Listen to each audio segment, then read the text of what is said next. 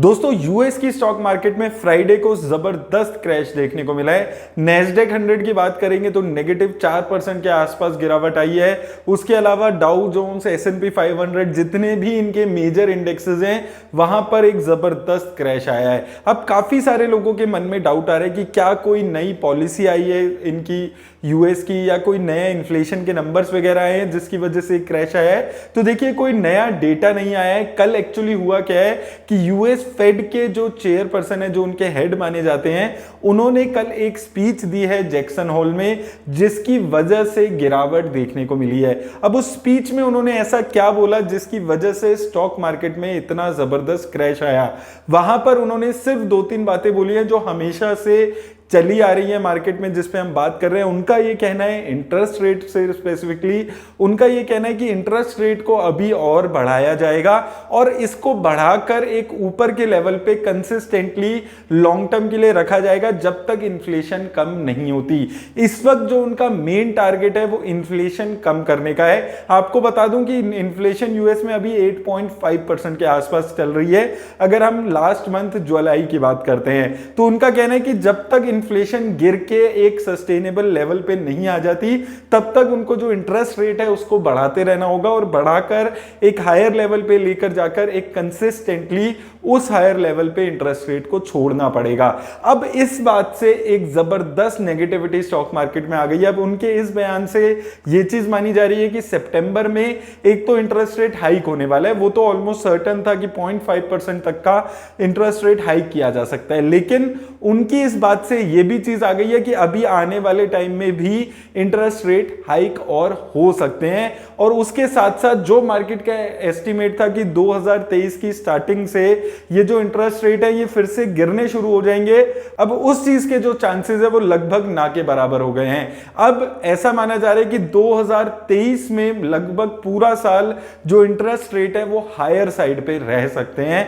और जो पर्पस अब आने वाले 1-1.5 साल में यूएस फेड का रहने वाला है वो ग्रोथ का नहीं रहने वाला, वो इन्फ्लेशन को कम करने का रहने वाला है। जिसका मतलब है कि हो सकता है जॉब्स में भी कट आए, हो सकता है जो कंपनीज है उनकी अर्निंग्स भी कम हो। और दोस्तों ये चीज पे मैं आपको हमेशा से बोलते हुए आ रहा हूं, जब मार्केट ने लगातार उछाल दिखाया था तब भी मैंने आपको 17,000 के ऊपर जब मार्केट गई थी तो यही चीज बोली थी कि अब आपको कॉशियस रहने की जरूरत है। मैंने आपको तब भी एक ही चीज बोली थी कि जैसा स्टॉक मार्केट में लोग बोल रहे हैं कि मार्केट 20,000 जाएगी, निफ्टी 21,000 जाएगी, ऐसा मैक्रो इकोनॉमिक्स को देखकर नहीं लगता है।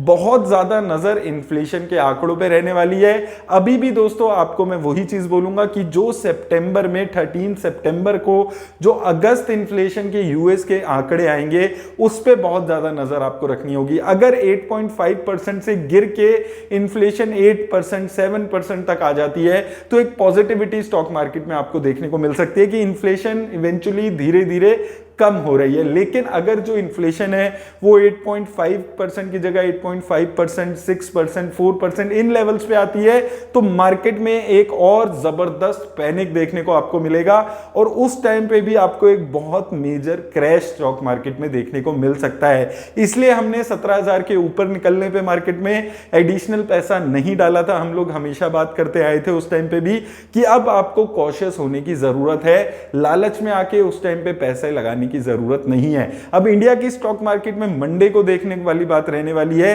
कि क्या यहां पर अब जो फॉरेन इंस्टीट्यूशनल इन्वेस्टर पिछले 2-3 हफ्तों से पैसा डाल रहे थे कि क्या वहां पर भी बिकवाली देखने को मिलती है। अगर बिकवाली देखने को मिलेगी तो मंडे को भी इंडिया में भी एक ऐसा ही क्रैश आपको 1.5-2% की गिरावट देखने को मिल सकती है। तो उस चीज पे भी यहां पर नजर रहेगी। लॉन्ग टर्म के लिए अगर आप घबराकर अब पैसा निकालने की सोचते हैं तो मैं आपको यही चीज बोलूंगा कि अगर आप लॉन्ग टर्म इन्वेस्टर हैं, 10-15 सालों के लिए इन्वेस्ट कर रहे हैं, तो डर के घबरा के पैसा निकालने की जरूरत नहीं है। क्योंकि अभी भी मैं आपको बोलता हूं कि 10 साल के पर्सपेक्टिव में एक अच्छी वेल्थ आपकी क्रिएट होगी। अगर आप ऐसे क्रैश से डर के घबरा के पैसे को बाहर निकालेंगे तो आप उस पैसे को इधर उधर खर्च कर देंगे और उसको आप स्टॉक मार्केट में नहीं लगा पाएंगे। और आप अगर कोई स्टॉक मार्केट में आने वाले टाइम में रैली आती है उसको मिस कर सकते हैं। तो आप स्टॉक मार्केट में बने रहिए, स्पेशली अगर आप लॉन्ग टर्म इन्वेस्टर हैं। आपको बस लेवल्स का ख्याल रखना है। अगर स्टॉक मार्केट में गिरावट आती है तो हम उस टाइम पे बात करेंगे कब आपको कहां पैसा कितना लगाना है। इस वक्त आपको कॉशियस होकर स्टॉक मार्केट में चलना है, स्टॉक स्पेसिफिक आपको चलना है। अभी भी मार्केट में बहुत ज्यादा स्टॉक हैं जो आपको देखने को मिलेगा, बहुत ज्यादा गिरावट इस मार्केट में भी चाहे कितना भी बड़ा क्रैश है इन स्टॉक्स में नहीं आएगा, क्योंकि इन स्टॉक्स में कभी इंक्रीमेंट ही नहीं हुआ पिछले एक महीने में भी। जिन स्टॉक्स में हमने अलग अलग तरीके से बात की थी, तो वो स्टॉक्स इस मार्केट में आपको स्टेबिलिटी आपकी रिटर्न्स में दिखाएंगे और वो चीज आपको यहां पर देखने को मिलेगी। ओवरऑल दोस्तों अभी भी स्टॉक मार्केट की जो वरीज हैं वो खत्म नहीं हुई है। आने वाले 1-1.5 महीने में इन्फ्लेशन के नंबर यूएस के कैसे आते हैं, उन चीजों पे बहुत ज्यादा मार्केट की नजर रहने वाली है। तो सितंबर में 13 सितंबर को इन्फ्लेशन के नंबर आएंगे, जिस पे डिपेंड करेगा कि 23 सितंबर को यूएस फेड कितना रेट हाइक करता है। तो इन सब चीजों पे नजर रखिए, कॉशियस होके चलिए। इस वक्त मार्केट में एक जबरदस्त क्रैश आपको आने वाले टाइम में देखने को मिल सकता है अगर इन्फ्लेशन आपकी अच्छी नहीं होती है। उम्मीद करता हूं दोस्तों इन वीडियो से आपकी हेल्प मिलती होगी। मेरी तरफ से दोस्तों आज बस इतना ही, धन्यवाद।